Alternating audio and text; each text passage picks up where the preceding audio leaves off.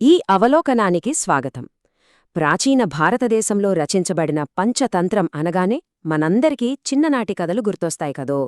కాని ఈరోజు మనం విశ్లేషించబోయే కథ కేవలం ఒక పాతకాలపు నీతి కథ కాదు సుమా. ఇదొక అద్భుతమైన మైండ్ బెండింగ్ సైకలాజికల్ థ్రిల్లర్. మోసపూరితమైన వ్యూహాలు మనిషి మనసును ఎలా హైజాక్ చేస్తాయో, బుద్ధిని ఎలా తప్పుదారి పట్టిస్తాయో కళ్లకు కట్టే ముగ్గురు బ్రాహ్మణులు మరియు చనిపోయిన మేక అనే కథను ఇప్పుడు మనం లోతుగా పరిశీలిద్దాం. కథలోకి వెళ్లే ముందు మనందర్నీ ఆలోచింపజేసే ఒక ఆసక్తికరమైన ప్రశ్న. ఒక పచ్చి అబద్ధాన్ని పదే పదే అత్యంత నమ్మకంగా ఎక్కడో తడుముకోకుండా చెబితే ఏమవుతుంది? అది అకస్మాత్తుగా నిజంగా మారిపోతుందా? దీన్నే మనం ఇల్యూజన్ ఆఫ్ ట్రూత్ అంటాం. ఈ అబద్ధపు భ్రమ మన దైనందిన జీవితంలో ఎలా పనిచేస్తుందో, సామాన్యులనే కాకుండా మహాపండితులను సైతం ఎలా బోల్తా కొట్టిస్తుందో ఈ విశ్లేషణలో మనం చూడబోతున్నాం. అయితే అసలీ అద్భుతమైన కథ ఎక్కడ్నించి పుట్టిందో తెలుసా? నీతిశాస్త్రం అనే బలమైన పునాది నుంచి.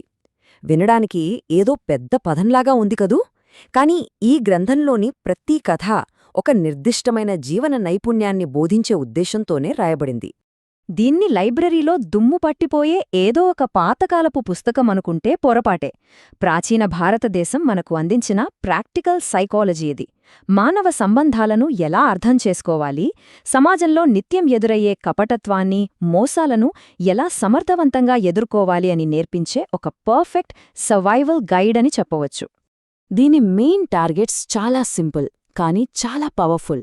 వ్యక్తుల నిజ స్వరూపాన్ని పసిగట్టడం, సరైన స్నేహితులను ఎంచుకోవడం, కష్టాలను వివేకంతో దాటడం, మరియు ముఖ్యంగా పక్కా ప్రణాళికతో జరిగే మోసాలను ఎలా తట్టుకోవాలో ఇది నేర్పుతుంది. ఈ బలమైన నేపథ్యంతోనే మన కథ మొదలవుతుంది. సరే, ఇప్పుడు డైరెక్ట్గా ఆ ఆసక్తికరమైన కథలోకి అడుగు పెడదాం. మన ప్రధాన పాత్రధారి పేరు మిత్రశర్మ. అతనొక బ్రాహ్మణుడు. తను ఎంతో కష్టపడి భక్తిశ్రద్ధలతో ఒక బలిష్టమైన మేకను బహుమతిగా పొందుతాడు. ఈ సంఘటన చుట్టూ అల్లబడిన డ్రామా ఎలా సాగుతుందో, అతని జీవితంలో ఎదురైన ఆ విచిత్రమైన పరిస్థితి ఏమిటో ఇప్పుడు చూద్దాం. అది మాఘమాసం.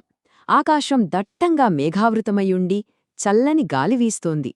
అగ్ని ఆరాధకుడైన మిత్రశర్మ తన భక్తుడి ద్వారా ఆ మేకను దానంగా పొందుతాడు.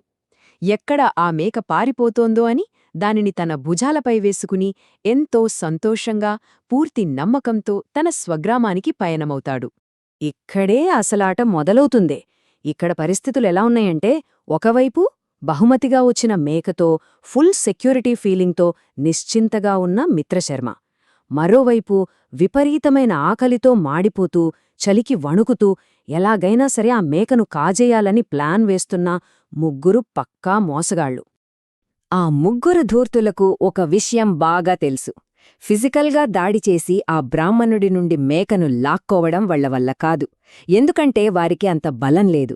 అందుకే శారీరక బలానికి బదులు ఒక అద్భుతమైన మానసిక దాడికి తెరతీశారు. బ్రాహ్మణుడి మనసులో తన కళ్ళెదుట ఉన్న వాస్తవం పట్లనే అనుమానం కలిగించడం, అతని ఆలోచనా విధానాన్ని దెబ్బతీయడమే వాళ్ల మాస్టర్ ప్లాన్. ముందుగా మొదటివాడు ఎంట్రీ ఇచ్చాడు. చాలా ఇన్నోసెంట్గా ఫేస్ పెట్టి, ఓ అగ్ని ఆరాధకుడా, ఎందుకిలా హాస్యాస్పదంగా ప్రవర్తిస్తున్నావు? ఈ అపవిత్రమైన కుక్కను నీ భుజాలపై ఎందుకు మోస్తున్నావు అని అడిగాడు. దానికి బ్రాహ్మణుడికి ఎక్కడలేని కోపమొచ్చింది. నీకు కళ్ళు కనపడటం లేదా? ఇది యజ్ఞానికి తెచ్చుకున్న మేక, కుక్క కాదు అని ఎంతో నమ్మకంతో కాస్త ఆవేశంగానే బదిలిస్తాడు. కాని పాపం ఆ ధీమా ఎంతోసేపు నిలవదు. కొంత దూరం వెళ్లగానే దారిలో రెండవవాడు ఎదురుపడతాడు. ఓ బ్రాహ్మణా, చి సిగ్గుచేటు! ఈ చనిపోయిన దూడ నీకు ఎంత ప్రియమైనదైనా దాన్నిలా భుజాలపై మోయకూడదు అంటాడు. ఇప్పుడు బ్రాహ్మణుల్లో కోపం తగ్గి ఎక్కడో ఒక చిన్న గందరగోళం మొదలవుతుంది. తన సొంత కళ్లపై తనకున్న నమ్మకం షేకవడం ఇక్కడే స్టార్టవుతుంది. ఇక ముగింపు దెబ్బ మూడవవాడి వంతు. బ్రాహ్మణుడు ఇంకొంత దూరం వెళ్లగానే మూడవవాడు ఎంతో కంగారుగా పరిగెత్తుకుంటూ వచ్చి, ఓ బ్రాహ్మణా, గాడిదను ఇలా భుజాలపై మోయడం నీకు అస్సలు తగదు. ఎవరైనా చూసేలోపు దాన్ని వెంటనే కిందపడే అని హెచ్చరిస్తాడు. ఆవేశంగా అత్యవసరంగా చెప్పిన ఈ ఆఖరి దెబ్బతో బ్రాహ్మణుడి మైండ్ పూర్తిగా బ్లాంక్ అయిపోతుంది. ఈ ట్రిక్ చూసారా? ఇదే ఈ కథలోని అస్సలైన మ్యాజిక్. ఆ మోసగాళ్ల వ్యూహాన్ని సైకాలజీలో రూల్ ఆఫ్ 3 అంటారు. ఒకే అబద్ధాన్ని 3 వేర్వేరు రూపాల్లో 3 వేర్వేరు వ్యక్తుల ద్వారా చెప్పడం.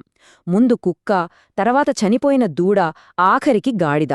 మెదడుని ఎంత పర్ఫెక్ట్గా సీక్వెన్షియల్గా మ్యానిపులేట్ చేశారో గమనించండి. రిజల్ట్ ఏంటో తెలుసా? తన స్వంత కళ్లను, తన ఇంద్రియాలను, కనీసం తన కామన్ సెన్స్ను కూడా బ్రాహ్మణుడు నమ్మటం మానేశాడు.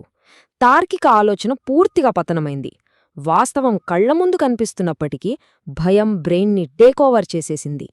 ఆ 3 చెప్పింది విన్న తర్వాత బ్రాహ్మణుడు ఏమని ఫిక్స్ అయిపోతాడంటే, తాను మోస్తున్నది మేక కాదని, ప్రతిసారి తన రూపాన్ని మార్చుకుంటున్న ఏదో భయంకరమైన దయ్యమని బలంగా నమ్మేస్తాడు. ప్రాణభయంతో ఉనికిపోయి ఆ మేకను అక్కడే పడేసి వెనుదిరిగి చూడకుండా పరుగుతీస్తాడు. ఇంకేముంది, ఆ 3 ధూర్తులు ఎటువంటి శారీరక శ్రమ లేకుండా కేవలం మాయమాటలతో ఆ మేకను దక్కించుకొని హ్యాపీగా పార్టీ చేసుకుంటారు. ఇప్పుడు మళ్ళీ మనం మన విశ్లేషణలోకే వద్దాం. బ్రాహ్మణుడు ఎందుకు విఫలమయ్యాడు?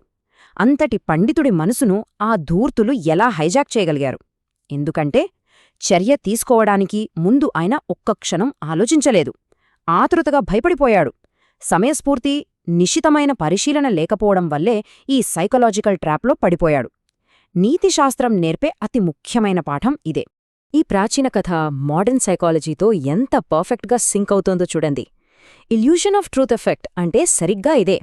ఒక అబద్ధాన్ని సమన్వయంతో పదే పదే చెబితే ఎంత ఇంటెలిజెంట్ అయినా సరే తన కళ్ల ఎదుట ఉన్న వాస్తవాన్ని డౌట్ పడతాడు.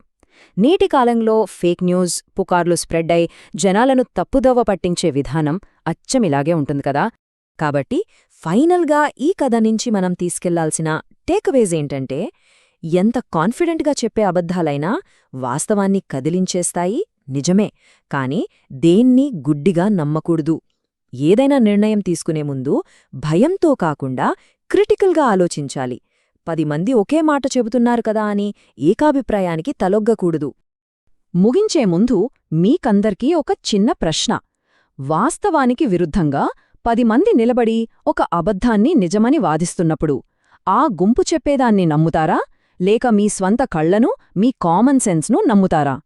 నేటి ఆధునిక ప్రపంచంలో నిత్యం ఎదురైనే పుకార్లను, మోసాలను మనం ఎలా ఎదుర్కొంటున్నామో ఎవరికి వారు ఆలోచించుకోవాలి. కపటత్వాన్ని గెలవాలంటే మన కళ్ల ముందున్న వాస్తవాలపైనే ఎప్పుడూ నమ్మకముంచాలి కదూ.